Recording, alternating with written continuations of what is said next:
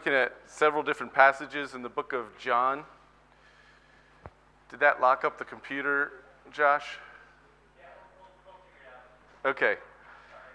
That's all right.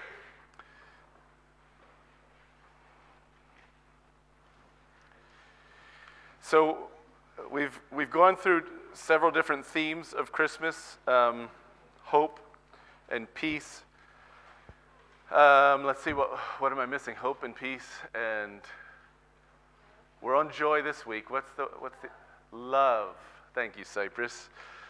Love, and this week we're on joy. If you think about your happiest days of your life,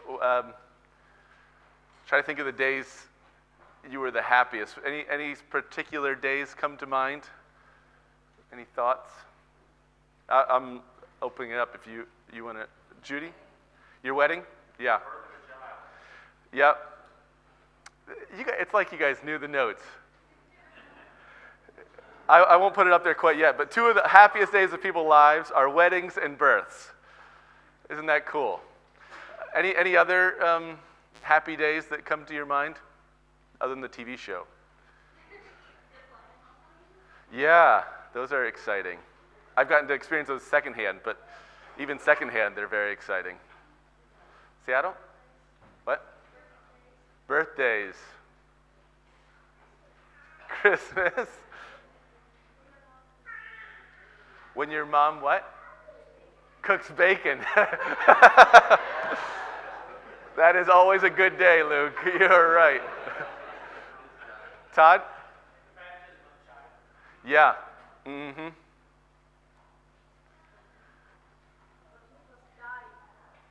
When you were diving? Cool. Yeah. Uh-huh. She said when she went diving underwater, and it's like a different world you get to experience. Andy? Mm-hmm. Salvation of somebody you love.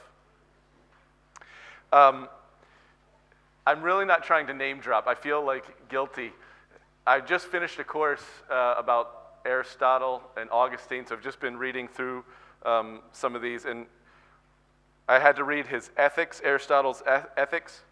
So he begins the book by trying to say, what's the greatest good of man? And this is someone who's not saved, who doesn't come from a Christian perspective. But he says, what's the greatest good, the highest thing that we can achieve to? And so he tries to see, what do we do for no other reason but for itself? So we want money, and money's a good thing, but it's not the greatest good because you want money for something else. You want it for another reason. Or you want power, but you don't really want power for itself. You want power so that you can do something with it. So he was trying to think, what do we want that we don't want for any other reason, for no secondary purpose, just for it itself? Any guesses what he came up with is the highest good of mankind? A secular viewpoint? Seattle? He didn't come up with love. I would probably think love, but he came up with something else. He says, happiness, more than anything else, is thought to be just such an end, because we always choose it for itself and never for any other reason. It's different with honor, pleasure, intelligence, and good qualities generally. We do choose them partly for themselves, but we choose them also for the sake of our happiness, in the belief that they will be instrumental in promoting it. On the other hand, nobody chooses happiness for their sake, or in general for any other reason.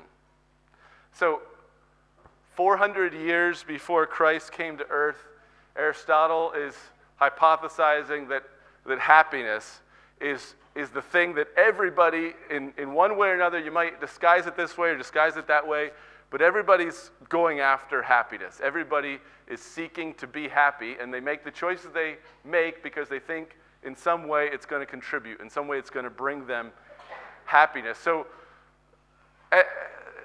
if we admit that there's something to that, maybe that's not, if we admit there's something to that, then the question becomes, how do we become happy? How do we find happiness? And we've all heard sermons about the difference between happiness and joy. I'm not going to highlight that. We're going to kind of bring them together. When you're happy and joyful, when you're joyful, you're happy. Obviously, happiness is kind of more circumstances, and joy is more truth-based.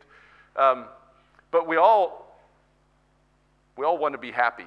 We all want that feeling of this is good, life is good. We all want joy. So how do we find that? In your notes, 2 of the happiest days of people's lives are weddings and births. I think those are easy days that pop right to the front of our minds. Bacon is obviously a close third, but weddings, births, and bacon, it kind of all goes together. Of days of joy, of days that make us rejoice. And it's no surprise then, if those are what our minds go to when we think about joyful, happy days, it's no surprise that when John was the one we looked at for love, do you remember? John is this apostle, he's connected to emotions. The apostle John, as he writes 2 different times in his epistle, one from the words of John the Baptist and one's from the words of Jesus, he highlights weddings and births as far as pictures of Christian joy. Let's go to the first one with me, John 16, 20 to 22. Jesus is warning his disciples. So really from John 15 all the way to John 17, you get Jesus kind of talking and teaching his disciples right before the crucifixion is about to come. And so even, I think from John 12, is it? Almost half of the book of John is really right concentrated in this end time, this end week of Jesus' life. And John 16 is part of this. Jesus is preparing his disciples for him to leave, for him to be killed. That's going to be an incredible shock for his disciples. We wear the cross. We have the cross in our buildings. The cross for us is this symbol of Christianity. You remember that it had none of that significance in the Roman world, none of that significance in the Jewish world. A crucified Messiah is a failure, is a failed Messiah. A crucified Messiah has not done what he came to do. And so Jesus really has to teach them, and even after telling them and warning them and telling them what's going to happen, it still came as an incredible shock to them. So he's in that process. In verses 20 to 22, he says, "Most assuredly, I say to you that you will weep and lament, but the world will rejoice, and you will be sorrowful, but your sorrow will be turned into joy." And then he goes to this picture of birth. "A woman, when she is in labor, has sorrow because her hour has come." Isn't that Jesus knows what you're going through. Maybe not experientially, but at least intellectually. "But as soon as she has given birth to the child, she no longer remembers the anguish for joy that a human being has been born into the world."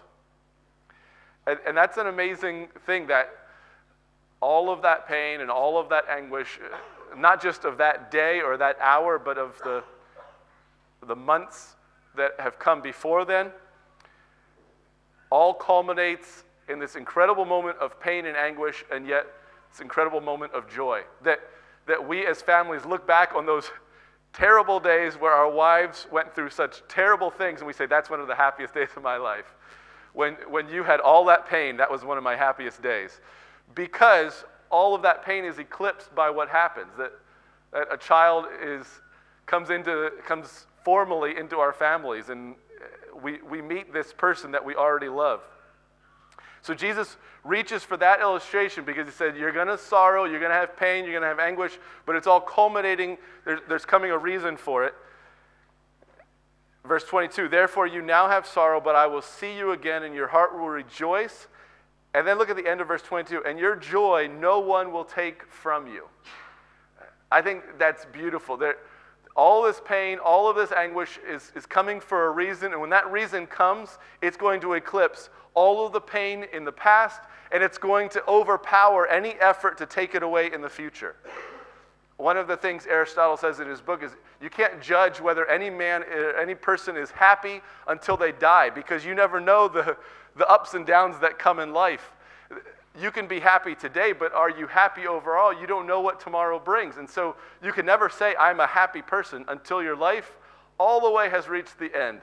But here, Jesus is saying, I have a happiness, I have a joy that I can give you, that nothing that comes in the future can take that away. Nothing that comes can overwhelm it. Remember last week he said, in this world you will have tribulation. And then there's that pause, and you've got to picture it. There's that little smile, but be of good cheer, because I have overcome the world. The thing that's going to bring you tribulation cannot stand up to what I have, cannot stand up to what I'm going to do. Just a thought about Christmas. Sometimes you'll see a Christmas card that will say, born to die, or he came for the cross, and the manger and the cross. There's truth there. Christ did come to die for our sins, but that's not the reason he came. He didn't come to be defeated by sin and the grave. You see where I'm going with this? That's like saying pregnancy, the whole purpose of pregnancy is to lay in a bed and be in incredible pain and anguish. Well, that's definitely part of it, but that's not the reason. That's not the purpose. The purpose is the birth. The purpose is the new life. So God did not send Christ to the world saying, I want you to go get your butt kicked. That's the reason I'm sending you, is for you to be in a lot of pain, for you to be in a lot of anguish. Go. He came to conquer. He came for victory. He came to rise from the dead, and he came to give us something that nothing and no one can ever take away from us. That's why we rejoice in Christmas. That's why there's joy, is because what he came for goes through the cross, but it doesn't stop at the cross. He came for victory, and he gives that victory to us. So as we rejoice in Christmas this year, we also rejoice in victory, the victory that Christ achieved and the victory that he gives to us through his resurrection. He says, that's a joy that I give to you that no one can take away from you. That there's no day bad enough to overwhelm the victory and the joy of the resurrection. As I was trying to think about it this week, there are certain events that, there's a heartbeat obviously on a monitor, and you see spikes when the heart beats. If you think of joy that way, there are certain events that make your joy spike, and just days that are just incredible. And you get this spike of joy and a thrill in your life. And Easter and the resurrection, that's this spike of joy and goodwill and happiness. But what gives us just day-to-day joy, where there's nothing spectacular happening, is just that you have a joy even on ho-hum Mondays. What gives you joy day to day? Turn back to John chapter 3. You remember there's two illustrations. We already talked about births. That leaves what other illustration left? Weddings, right. And I guess I should give you some notes here. Sorry.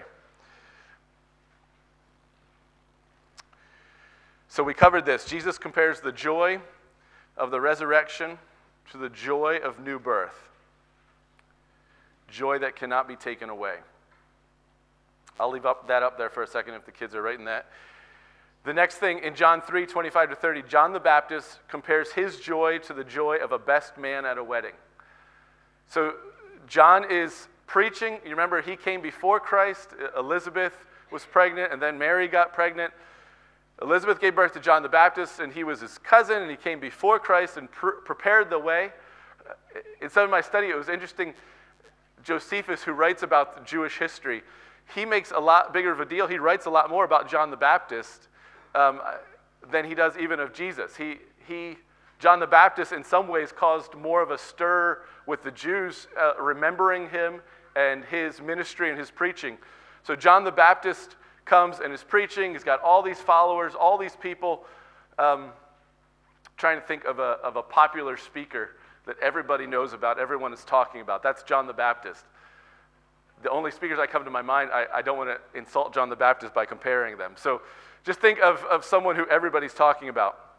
Then Jesus comes along, and John the Baptist's followers start to leave John the Baptist and go after Jesus. And in John chapter 3, then some of John the Baptist's friends, his group, come to him and say, hey, all our people are going after Jesus. You need to do something or you're going to lose your whole following. Our group, our followers are going to Jesus. And John the Baptist is trying to explain to his friends, his feelings about Jesus. So in John chapter 3, verse 25, it says, there arose a dispute between some of John's disciples and the Jews about purification, and they came to John and said to him, Rabbi, he who was with you beyond the Jordan, that's Jesus, to whom you have testified, behold, he is now baptizing, and all are coming to him.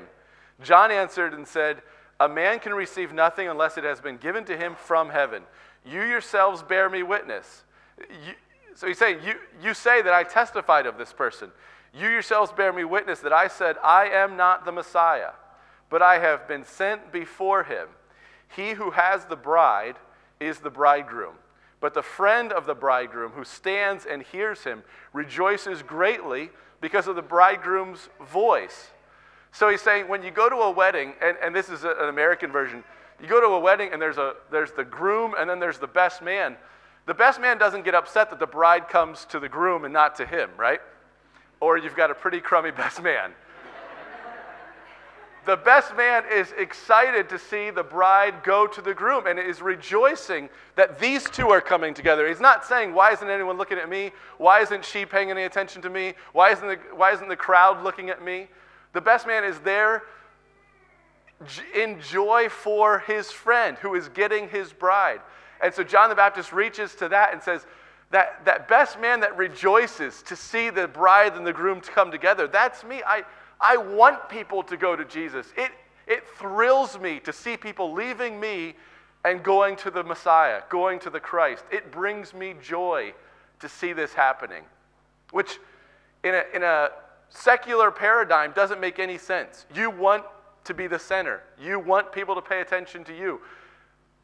John's saying, I rejoice to see Jesus made much of. I rejoice to see people look at, adore, follow Jesus instead of me. And then he closes with that incredible verse that I have just lost.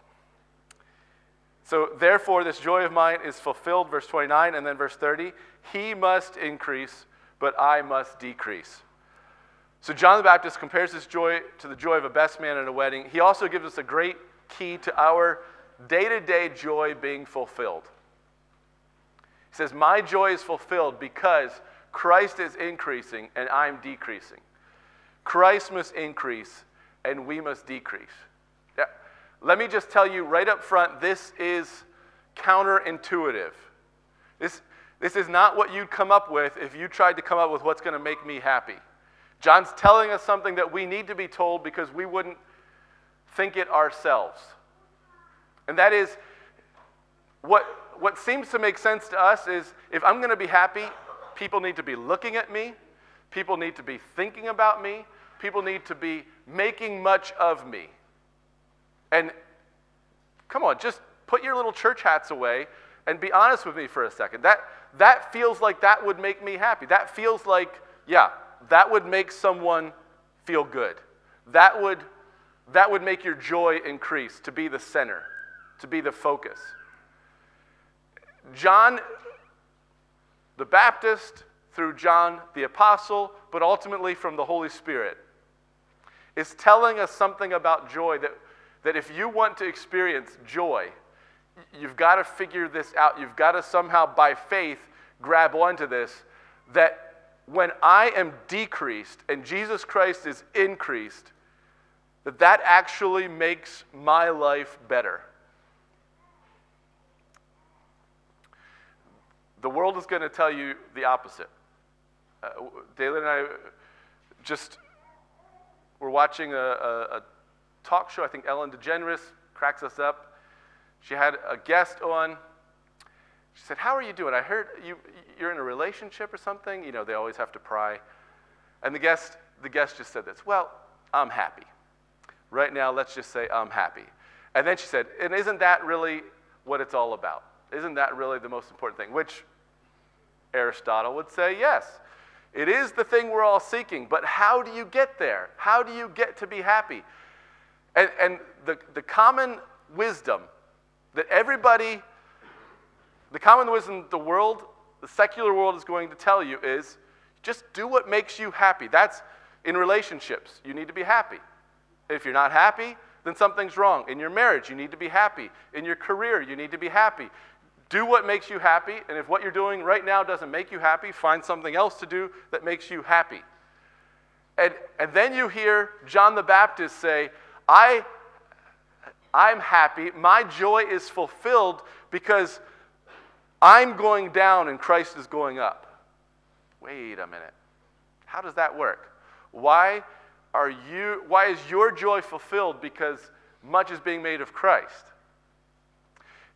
I grew up hearing this incredible, pithy way of thinking about joy. Have you heard this as well? J-O-Y? J, acrostic, you make J into Jesus, you make O into others, you make Y into yourself. So there's this acrostic of J-O-Y, Jesus, others, yourself. And just like Jesus came to die, there's truth in that. But it's not. So I brought two things to help me. Here's a ladder. And that kind of views life as a ladder. And so we have to, the thinking is Jesus has to be at the top. So you move Jesus to the top rung. But then what I found in my life is it becomes a really muddled mess here after Jesus. We could probably all agree that Jesus should be at the top if you're a Christian, and if you have faith and belief. At least intellectually, we're going to say Jesus should be at the top. But then what comes second after Jesus? What comes third? What comes fourth? Where does my job go? Where do my children go? Does my wife go in front of the children or behind the children? Where do I get in there? Because I'm okay maybe not being the second rung, but you get past the third rung and I want to get my place on the rung. You know what I mean? I want my place on the ladder. If you're telling me I'm down here, I've got a problem with that. So the ladder picture, there's truth in J-O-Y, Jesus, others, yourself. But I don't think it's complex enough to deal with our world. There's so many things that we're juggling in life to figure out what place. And the only other thing that I don't love about the ladder concept is that the picture is that you give Jesus his, and then you get to do the rest of the things. So you do your Jesus time. Maybe for some of you, this is what you're doing this morning. You're doing your Jesus time. You're reading. You just gave your Jesus money. Now you're doing your Jesus time. And then when you leave, Jesus time is over. So you've taken care of that, and you've moved down to the second rung, and now it's you time, or now it's football time, or now it's eating time. And that's not the picture Jesus gives us of what he wants in our life. So I brought another thing here, a very old wagon wheel. I think this is much more the picture of what Jesus wants. I don't think he necessarily wants to be at the top of the ladder. I think he wants to be at the very center of your life, so that every rung on the wheel is connected to him. Every rung on the wheel comes out from him, lives off of him. You can write this in your notes if you're taking notes.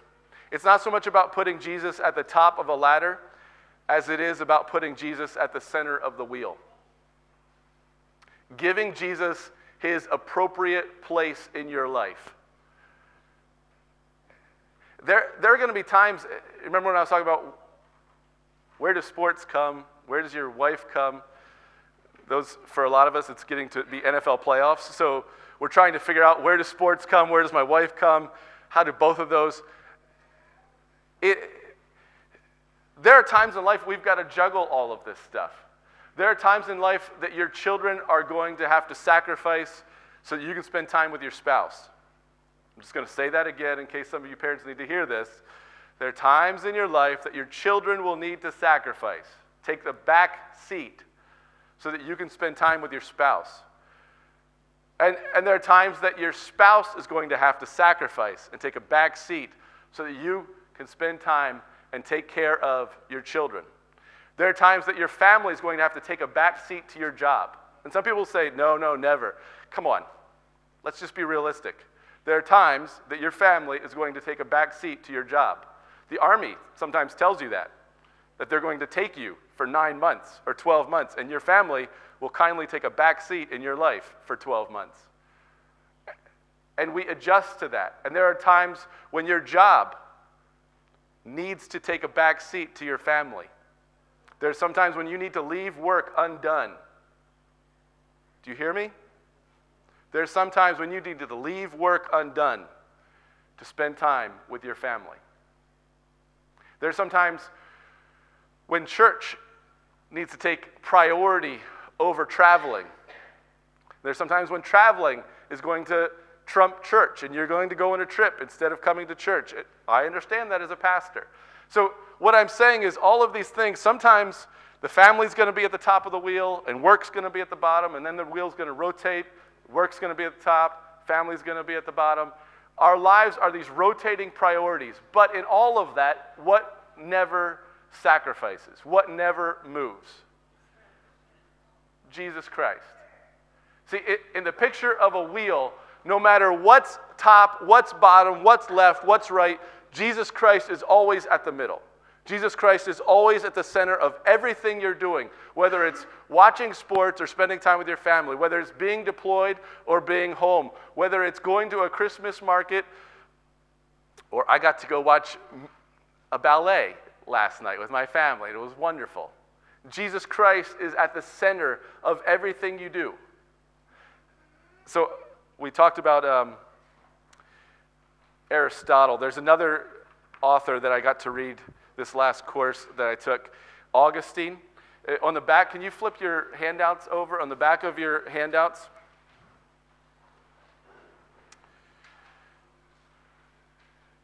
It blows my mind the heritage we have as a Christian church. Augustine wrote his Confessions in 398 AD. That is 1,600 years ago.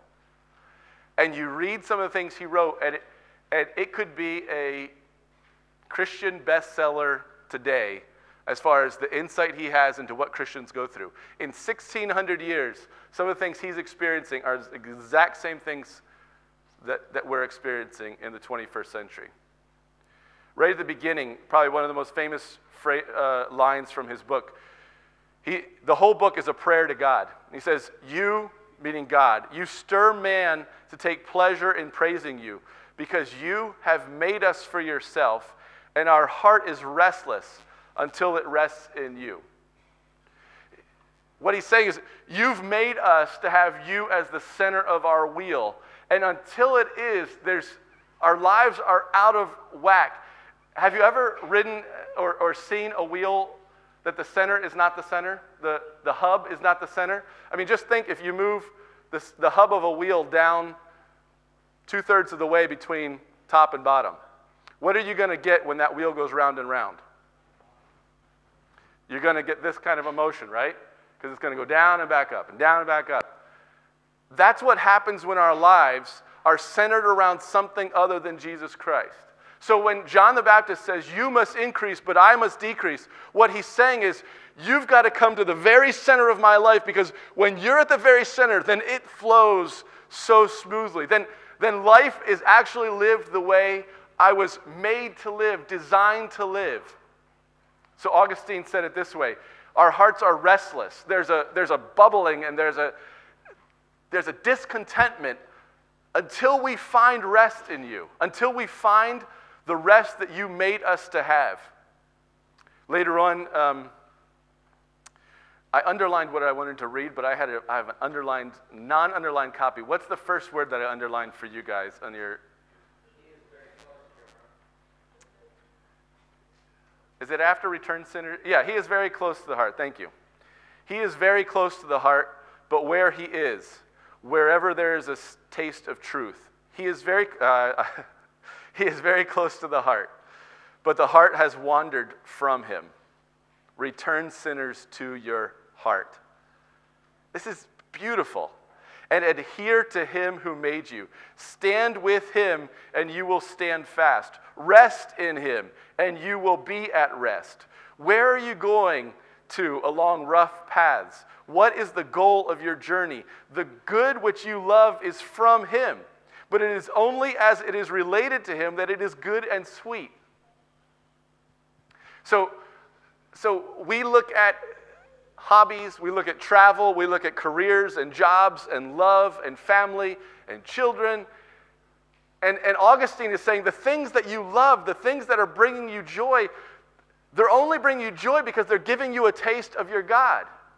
The closer you go to your God, the more you find the rest that He has created us for. Otherwise, it will justly become bitter. For all that comes from Him is unjustly loved if He has been abandoned. With what end in view do you again and again walk along difficult and laborious paths? There is no rest where you seek for it. Seek for what you seek, but it is not where you are looking for it. You seek the happy life in the region of death. It is not there. How can there be a happy life where there is not even life? Is this not incredible? I hope you're... It says, in your gift we find our rest. There are you our joy. Our rest is our peace. Love lifts us there, and your good spirit exalts our humble estate from the gates of death. In a good will is our peace. And then he starts talking about a body and its weight. A body by its weight tends to move towards its proper place. The weight's movement is not necessarily downwards, but to its appropriate position. It says fire, it moves upwards. That's its appropriate position. A stone moves downwards. That's its appropriate position. They're acted on by their respective weights. They seek their own place. Oil poured underwater is drawn up to the surface on top of the water. Water poured on top of oil sinks below the oil. They're acted on by their respective densities. They seek their own place. Things which are not in their intended position are restless. Once they are in their ordered position, they are at rest.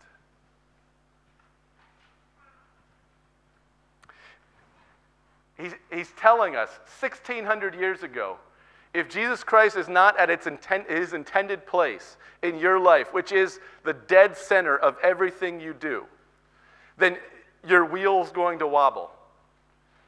Your life is going to be bumpy.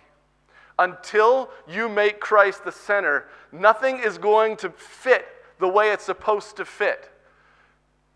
Because Christ's intended place as our Savior is as our King, is as our Lord. One more passage, and then we'll close. John 15. Jesus says the same thing.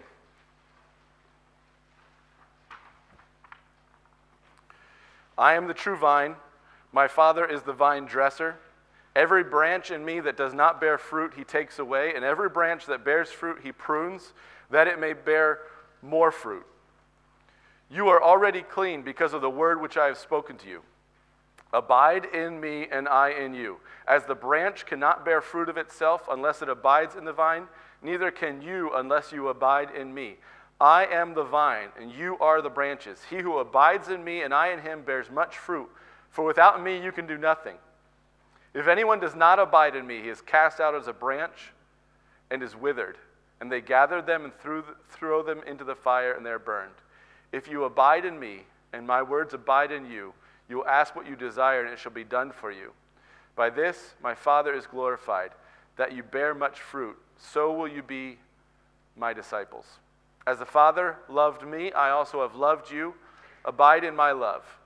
If you keep my commandments, and you will abide in my love, just as I have kept my Father's commandments and abide in his love. So he's told us for 10 verses,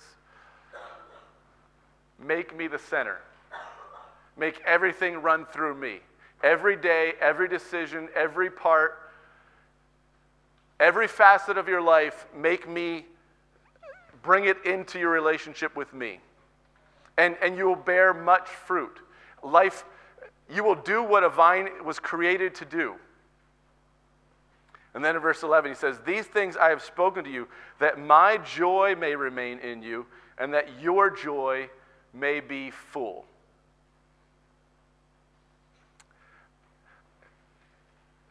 Kids, let me just talk to you for a second. Sometimes in church you're going to hear, like, make Jesus most important, make Jesus the center, make Jesus the top of your life. And it's going to feel like Jesus doesn't want you to have fun. He wants you to make your life about making him important. It's going to feel like Jesus is trying to take away fun from you. And I want to remind you that Jesus wants you to have the best possible life. Jesus wants you to have life that is full of joy, where you have more joy than anyone else experiences. And that's why he says, make me the most important thing in your life. Because if the hub of the wheel is up here, it's going to be a miserable ride. You are going to be uncomfortable, and you're going to be bouncing around all your life. But if the hub of the wheel is right in the middle, then as the wheel goes round, it's going to go round smoothly, and you're going to enjoy a nice ride. And Jesus loves you and wants you to know that. He wants you to know if you abide in me, life is going to make so much more sense with me at the middle of it than if you put yourself at the middle of it, or even if you put others at the middle of your life. Some people think, well, I know I can't be the middle of my life, so I'll make my children the thing I live for. Your children are not the center of your life either. That's going to be a bumpy ride. Your husband and your wife, they can't be the center of your life. That's not where you're going to find joy, is from focusing your life on them. We find our joy as we make Christ the center, as we abide in him. John 15:11, these things I have spoken to you. I'm telling you all of this so that you can have my joy, because I want you to know the joy of living with me. And I want your joy to be full. I want you to experience a life that is full of joy. Later on, in another place in John, he says, I came that you may have life and that you may have it abundantly, that you may have life to the fullest. Christ has not come to ratchet down your life with a bunch of rules. Christ has come to explode your life with what life was truly meant to be, with what joy really is. Let's pray together.